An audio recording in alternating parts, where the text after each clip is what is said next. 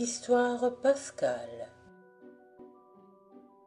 À 3/4 de lieue environ, en aval de Lannion, sur le Léguerre, jolie rivière chantante qui réfléchit dans son courant quelques-uns des plus beaux sites de la Bretagne, se voit le vieux moulin de Kériel, avec sa toiture moussue et gondolée, sa tourelle toute feuillue de lierre d'où s'envolent chaque matin des nuées de pigeons, et ses 2 roues à aubes taillées dans des chênes massifs, solides encore et abattant de belles besognes, sans trop geindre, malgré leurs 120 ans révolus. Elles étaient toutes neuves, les braves roues, et d'une jaune couleur de bois fraîchement ouvré à l'époque où se passait cette histoire. C'était au printemps de 1793, un samedi d'avril où, comme on disait alors, un sextillie de germinal vers le soir. Il avait plu dans la journée, mais le vent qui s'était levé avait chassé les nuages, en sorte qu'il ne traînait plus maintenant dans le ciel nettoyé que quelques flocons épars. La lessive finie, dit en son pittoresque langage maître Gendérien le meunier, voilà les draps qui sèchent. Tout de même, il se pourrait bien que don Caris nous arrive détrempé par l'averse. Fais bon feu, Marivonne. Debout, en bras de chemise, sur le seuil de la porte, il regardait onduler sur le coteau d'en face les verdures naissantes, saupoudrées de gouttes de pluie, que le soleil couchant faisait étinceler comme des myriades de joyaux. C'était un gaillard robuste que maître Gendérien, carré de la tête, carré des reins, carré de toute sa personne, jovial du reste, et gardant le goût du rire, même en ces temps troublés. Derrière lui, dans la cuisine, allait et venait sa femme, Marivonne, vacante aux apprêts du souper. Petite et menue, elle trottinait d'un pas léger de souris. « Ne t'inquiète de rien, lui répondit-elle, don Caris trouvera flamme claire et soupe chaude, pourvu du moins qu'il n'ait pas eu en route d'autres désagréments que l'ondée. Ta, ta, fit le meunier, le vieux recteur, avec sa douceur de mouton, sait au besoin se faire renard pour dépister les loups. Tout soudain, comme il venait de s'abriter les yeux avec la main pour voir au loin dans la direction de l'Occident, il s'écria « Eh, pardieu, je veux être damné si ce n'est pas lui que j'aperçois descendant la côte de Sainte-Thècle déguisé en mendiant. Ce n'est pas une raison pour blasphémer, Gendérien, observa Marivonne de son ton discret. Elle se hâta vers l'âtre, jeta une brassée de copeaux dans le feu et se mit à écumer le bouillon qui trottait dans la grande marmite. Le meunier, lui, s'en alla en sifflotant à la rencontre du vénérable messire Dom Caris. Un prêtre d'autrefois, ce Dom Caris, ci-devant recteur de Ploubezray, ainsi que la plupart des membres du bas clergé en notre pays, il avait été les premiers à saluer l'aube de la Révolution comme le signal d'une ère nouvelle, toute de justice féconde et de généreuse égalité. Dieu le veut, avait-il crié dans un sermon célèbre du haut de sa chaire paroissiale le dimanche qui suivit la prise de la Bastille. On l'en plaisanta plus tard, quand le cours des choses se fut précipité, emportant les principes mêmes au nom desquels le mouvement s'était d'abord accompli. « Ah ah !» lui disait-on, « vous avez changé de façon de voir, don Caris. » Nullement, répondait-il, j'ai tenu la Révolution sur les fonds baptismaux et je m'en vante. Ce n'est point ma faute si elle a mal tourné. Il refusa le serment, mais n'accepta pas non plus d'émigrer. Son évêque, monseigneur le Maintier, le pressant de l'accompagner dans sa fuite, il lui écrivit ces simples mots, non peut-être sans ironie. Un évêque peut s'en aller, il n'a que des liens spirituels avec son diocèse. Mais moi, j'ai toutes mes ouailles suspendues à mes basques. Lors même que je voudrais les lâcher, elles ne me lâcheraient pas. il quitta son presbytère pour laisser la place libre à son successeur constitutionnel, mais demeura dans la région, invisible et toujours présent. Il excellait à être partout et nulle part. Dans les premiers temps de la persécution, comme il disait, quelques administrateurs trop zélés du district lancèrent une dizaine de citoyens à ses trousses, avec ordre de le ramener pieds et poings liés à la prison de ville. Les 10 citoyens furent aussi peu aimablement accueillis sur le territoire de Ploubezray qu'ils s'empressèrent de rentrer à l'Agnon d'Ardard, jurant qu'ils avaient vu parfois 36 000 chandelles, mais pas l'ombre de Don Caris. On finit par où l'on aurait dû commencer. On laissa en paix ce vieillard. Il avait près de 70 ans.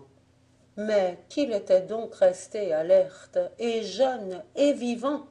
De jour et de nuit, par vent, grêle ou soleil, il se multipliait à travers sa paroisse.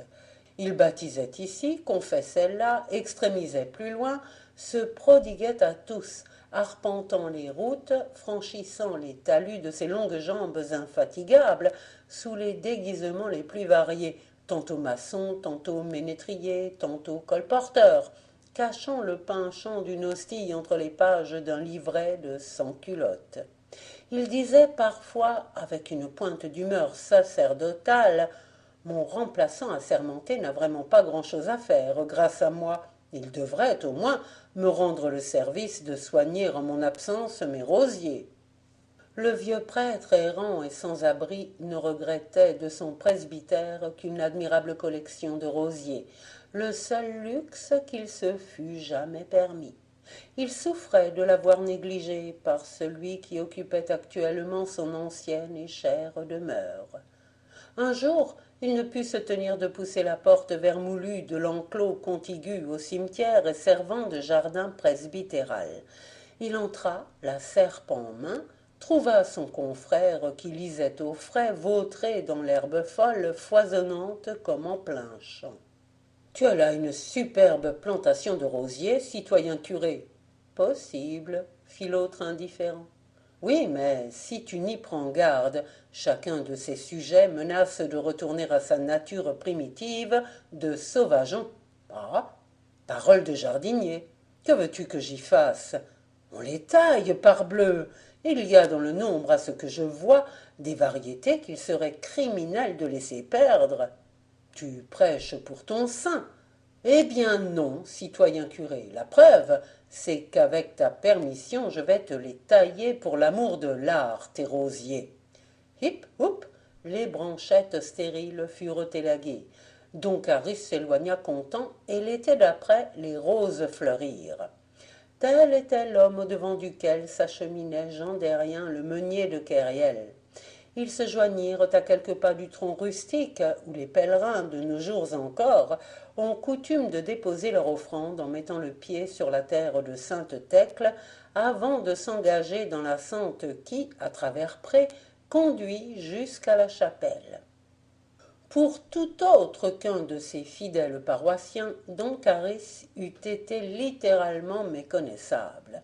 Un feutre au bord jadis retroussé, mais amolli et pendant par suite d'un long usage, par suite aussi des fréquentes inclémences du ciel breton, prolongeait une ombre propice sur sa figure émaciée, toute brûlée et comme tannée au grand air.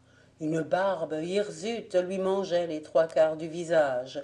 Ses pieds nus étaient chaussés de sabots bourrés de paille de seigle.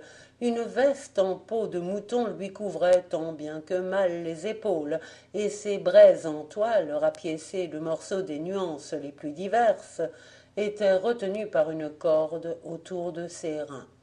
Il portait en bandoulière son bissac de quêteur d'aumône.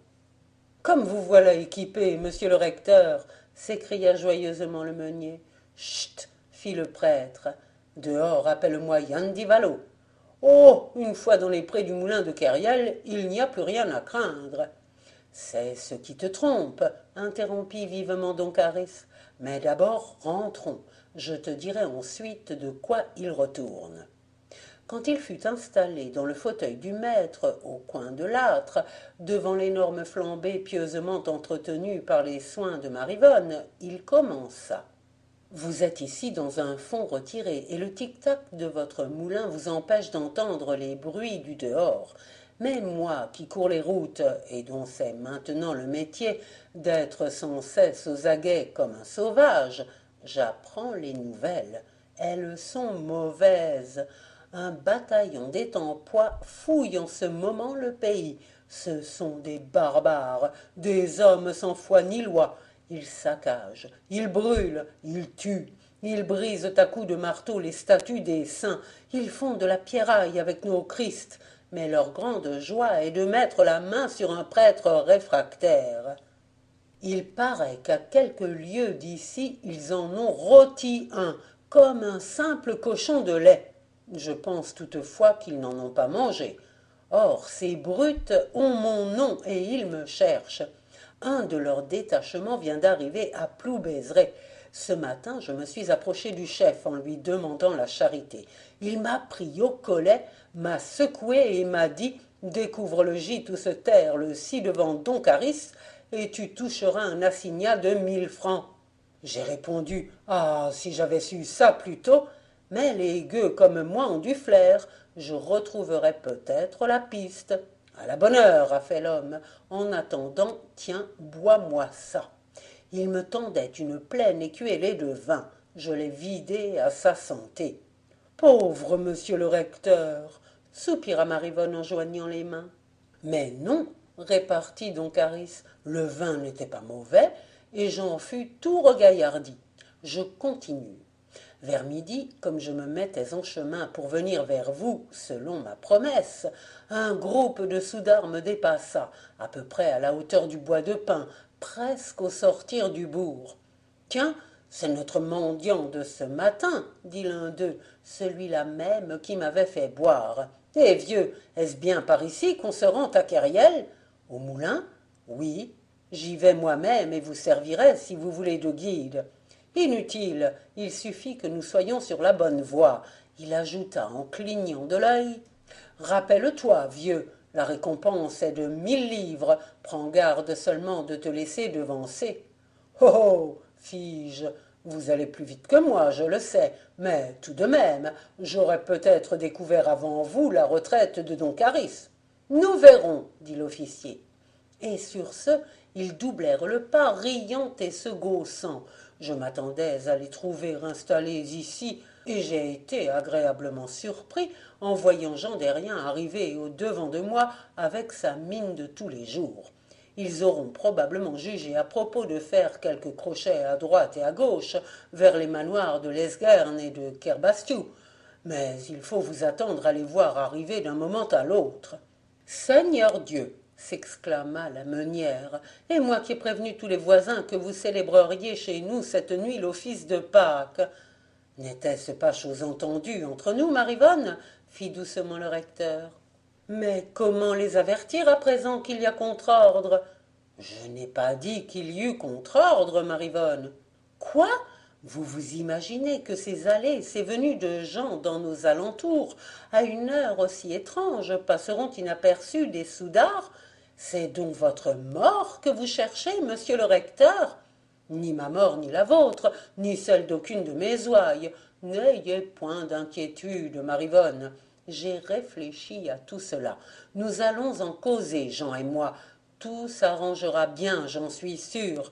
Vous ne vous préoccupez que de faire bon visage aux Étampois, qu'ils trouvent abondamment à manger, plus abondamment à boire.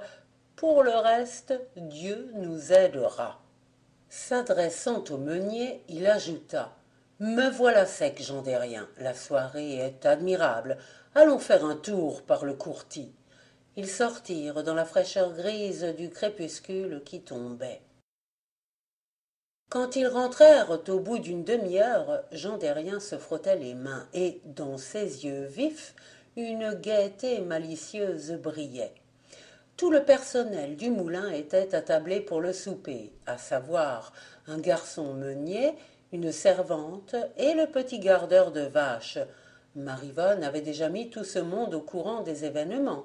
Jean Derrien leur dit « Quoi qu'on vous demande de faire, ne vous étonnez de rien. » « Compris, grommela le garçon meunier, le nez dans son écuelle. On mangea vite et en silence. Le petit gardeur de vaches alla soigner ses bêtes, mais il reparut presque aussitôt pour annoncer que des gens ivres venaient par le sentier du bord de l'eau en chantant une chanson française. C'étaient les soldats du bataillon d'Étampes. Ils étaient 4, dont 3 semblaient avoir bu plus que de raison. Seul celui que don Caris appelait le chef ou l'officier avait conservé en partie son sang-froid. « Où est le meunier » demanda-t-il dès le seuil d'une voix rogue. « C'est moi » fit en se levant maître Jean Derrien. « Fort bien, tu vas nous loger ce soir. »« À ton service, citoyen commandant, nous sommes prêts à te céder, à toi et à tes hommes, tout ce que nous avons de lit. Mais auparavant, chauffez-vous si vous êtes transis. Buvez si vous avez soif, mangez si vous avez faim. Ma maison est la vôtre. » « Pas mal parlé, » dit le chef d'un ton radouci. « Mais sais-tu qu'on la prétend suspecte, ta maison ?»« Qui prétend ça? De mauvais payeurs, peut-être, pour qui j'ai refusé de moudre. »« Nous en recauserons. Toi, citoyenne, mets notre couvert. » Il s'approcha de l'âtre, reconnut donc Caris qui s'apprêtait à quitter son escabeau pour lui faire place. « Ah, c'est toi, mendiant ?»« Oui, le moulin de Kériel a toujours été hospitalier. J'y ai, quand je passe, ma couchée de paille à l'étable, » articula le prêtre à haute voix. Puis, plus bas, se penchant à l'oreille du soudard, « J'ai appris du nouveau. Viens me rejoindre dès que tu pourras dans le bâtiment où l'on m'héberge, sous prétexte d'inspecter le logis. » Ayant souhaité le bonsoir à chacun, don Caris gagna la porte. L'étable où se rendit don Caris était située au fond de l'aire.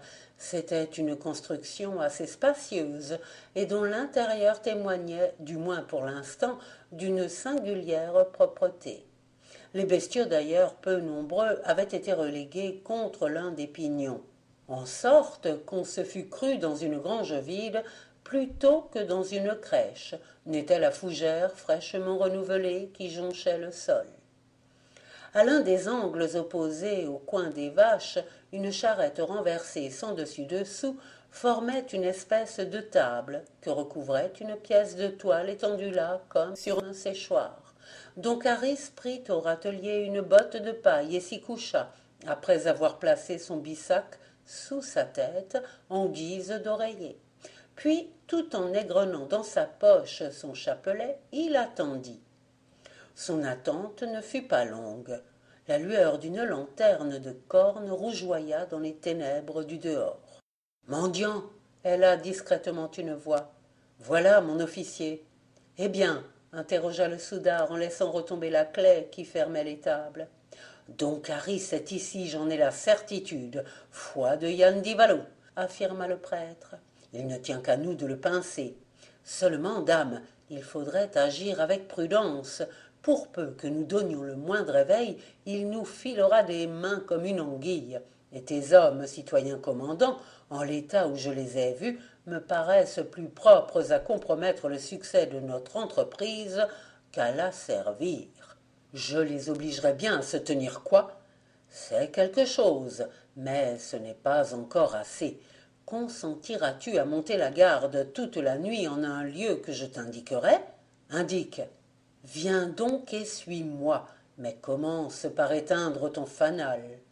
Don Caris se glissa dehors, le long du mur de l'étable, feignant les précautions les plus minutieuses.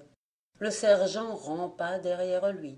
Le fumier dont l'air était couverte étouffait le bruit de leurs pas. Ils franchirent un échalier, prirent une sente étroite qui serpentait à travers prés jusqu'à la rivière. On entendait un grand bruit d'eau. « Attention !» fit le prêtre. « Nous sommes au barrage. Il nous faut passer de l'autre côté. As-tu le pied sûr, au moins ?»« Va toujours !» grommela entre ses dents l'Étampois, qui ne laissait pas de ressentir quelque appréhension devant cette large nappe sombre s'écroulant avec un tel fracas. mais n'en était pas moins résolu à aller jusqu'au bout. De place en place, à longueur d'enjambée, des têtes de pierre noires et ruisselantes émergeaient. Le prêtre se mit à sauter allègrement de l'une à l'autre et fut bientôt sur la rive opposée. Il dut attendre quelque temps son compagnon. 20 fois celui-ci faillit perdre l'équilibre, et lorsqu'enfin il prit terre, ce ne fut pas sans un fort soupir de soulagement. Maintenant, en face des deux hommes, se dressait une espèce de promontoire rocheux, hérissé çà et là de touffes de genêts et d'ajoncs. Allons, fit le prêtre, nous touchons presque au but. Et déjà il montait, s'accrochant aux aspérités du granit, aux racines, aux brousses.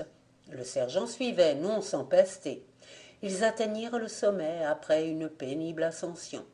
Là, sur une plate-forme assez vaste, se voyaient des pans de murs en ruine, vestiges de quelque antique demeure féodale. Donc Harris souleva un épais rideau de lierre, et le sergent aperçut le trou béant d'une poterne ouvrant sur les premières marches d'un escalier souterrain. « Voilà, dit le prêtre, le petit gardeur de vaches du moulin m'a confié que le ci-devant recteur est caché là-dedans depuis près de 8 jours. Les paysans de la région lui apportent de la nourriture la nuit, environ sur le coup des 2 heures du matin. Il se risque alors à sortir. Fais bonne garde, et tu es assuré de t'emparer de lui. Mais attends qu'il soit dehors, sinon il aura tôt fait de disparaître sous terre par des voies ténébreuses et inextricables dont il connaît toutes les issues, mais où tu t'ensevelirais vivant s'il te prenait fantaisie d'essayer de l'y poursuivre. Donc prudence, patience et vigilance. Pour le moment, regagnons le moulin. Tu feras semblant de te coucher avec tes hommes dans la cuisine, et vers minuit, tout le monde endormi, tu t'esquiveras pour te rendre ici de rechef. « Et toi » demanda le soudard quelque peu perplexe. « Comment, moi ?»« Oui, ton intention n'est pas de m'accompagner. Il ne manquerait plus que cela. Ce serait le moyen de tout faire rater. Si tout à l'heure on ne me trouvait allongé sur ma botte de paille, l'alarme serait vite donnée, et le ci-devant prêtre vite averti. Sans compter qu'un de ces jours il m'en cuirait fort d'avoir voulu te livrer Don Caris. Je ne tiens nullement à être haché en menus morceaux ou jeter à l'eau une pierre au cou. » Ce disant, le faux mendiant dévalait l'âpre pente. Le soudard l'imita. « Là, fit Don Caris quand ils furent sur l'autre rive du Léguerre. Maintenant séparons-nous, prends le sentier qui côtoie l'eau. La lumière qui brille aux fenêtres du moulin te servira de phare. Bonsoir et bonne chance. » Le vieux recteur était rentré depuis quelque temps dans l'étable, quand on gratta faiblement à la porte. Il alla ouvrir. C'était le petit gardeur de vaches. « Je viens de la part de maître Jean, » murmura l'enfant. « Il vous fait dire que tout va bien. Le chef est parti pour l'endroit que vous savez, et ces 3 hommes, ivres-morts, ronflent comme des serpents d'église. Dieu soit loué. Quelle heure est-il? Minuit passé. C'est donc le moment. Aide-moi à terminer les derniers préparatifs. » Le vieillard plongea les mains dans son bissac, en tira successivement un crucifix de cuivre, un ciboire, un surplis, des fioles contenant le vin à consacrer. Le tout fut disposé sur la charrette renversée qui devait tenir lieu d'autel. Le pâtre sortit, puis revint avec 2 longues chandelles de résine qui furent allumées en guise de cierge. « Les gens sont dans le bois qui attendent, dit-il. « C'est bien, que Jean Derrien donne le signal, répondit le prêtre, déjà revêtu de son surplis. Peu après, un hou strident, prolongé, d'oiseaux de nuit, retentit dans le vaste silence. Des formes d'hommes, de femmes, d'adolescents et de fillettes surgirent en foule des profondeurs sombres. « Entrez, entrez, disaient maître Jean et Marivonne, il y aura place pour tout le monde. » La grange ne tarda pas à s'emplir. Dans le fond, les vaches, réveillées, soulevaient avec étonnement leurs mufles graves. Don Caris, se tournant vers l'assistance, lui rappela en quelques brèves paroles la solennité de la grande fête pascale. Puis la messe fut célébrée. Le petit pâtre faisait les fonctions d'enfant de chœur et donnait les réponses à l'officiant. Un groupe de jeunes filles entonnèrent l'Alléluia. Un recueillement doux planait. Toutes les tristesses de l'époque présente étaient oubliées. La lumière fleurie des anciens dimanches de Pâques rayonnait sur les visages et dans les âmes, malgré l'heure obscure et la pauvreté du décor. À l'élévation, le gardeur de vaches fit tinter la clochette de fer qui pendait d'ordinaire au collier des chevaux du moulin, et la communion commença. Grands et petits défilèrent, tous un à un, pour recevoir l'hostie des mains du vieux prêtre. Il les bénit, puis d'une voix que l'émotion faisait trembler. « Vous m'êtes témoin, prononça-t-il, que j'ai toujours tâché de faire ce qui dépendait de moi pour assurer l'œuvre de votre salut. J'ignore ce que l'avenir me réserve, que ma mémoire vous soit douce et que la volonté de Dieu s'accomplisse. Allez en paix. » Resté seul avec le meunier, il lui dit « Tu vas m'accompagner, maître Jean, j'ai encore un devoir à remplir, qui est de relever de sa garde l'homme que j'ai mis en sentinelle sur le sommet de Roquevran. » Et comme Jean Derrien se récriait « Il le faut, marchons, sinon avant ce soir ton moulin serait en cendres, toi-même et les tiens massacrés. » Une blancheur d'aube se dessinait vaguement au fond du ciel. Quand ils furent arrivés sur la crête du promontoire de granit, ils trouvèrent le sergent tapi à côté de la poterne et luttant avec effort contre le sommeil. « Eh bien ?» demanda avec un sourire don Caris. « Je n'ai rien vu, rien entendu, » grogna le soudard. Et, remarquant le sourire du prêtre, « Te serais-tu moqué de moi par hasard ?» Ses doigts jouaient autour de la gâchette de son fusil à pierre. « Non, je t'ai promis de te livrer don Caris, tu vas être satisfait. Mais donnant, s'il te plaît. Où sont les 1000 francs ?» Le soudard sortit de sa poche un papier crasseux. « C'est bien, remets cet argent à cet homme, » continua le recteur en désignant le meunier. Et, comme le soudard hésitait, étonné sans comprendre, « Je suis don Caris, » articula tranquillement le vieux prêtre. Puis, se tournant vers Jean Derrien qui assistait à cette scène, muet et blême comme un mort, il lui dit en breton « Prends souvenir de moi, et plus tard, quand des temps meilleurs seront revenus, fais édifier une croix de pierre à la place où je serai tombé. On vous la montrera, cette croix de pierre, sur le bord de la grande route qui mène de Lannion à Ploiret, à l'angle d'un champ dont les talus se constellent chaque année aux approches de Pâques de primes verts couleur de sang. Elle est massive, fruste, ne porte aucun nom, aucune date, mais les gens de Ploubezray ne passent jamais devant elle sans s'y agenouiller pieusement. Ils l'appellent Croix don Caris, et plus d'une vieille du pays s'imagine que le recteur martyr y fut réellement crucifié. Croix don Caris, la croix de don Caris.